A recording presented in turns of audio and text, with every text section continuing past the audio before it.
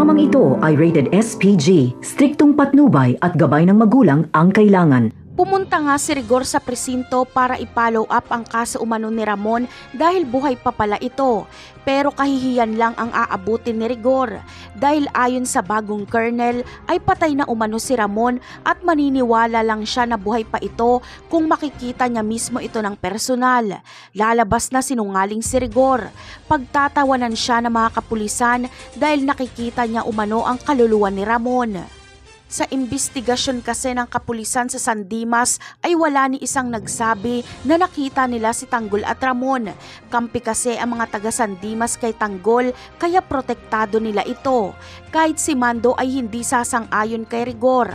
Sasabihin niyang patay na si Ramon dahil hindi niya naman ito nakita.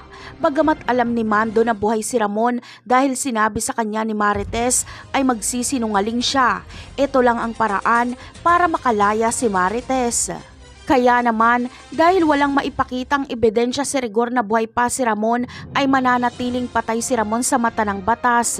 Walang basehan ang bintang ni Rigor kay Marites, kaya makakalaya si Marites.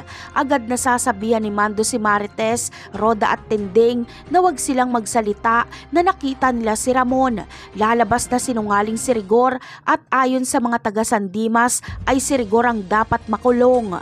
Napakarami pa nating dapat abangan sa mga susunod na episode. Paalam!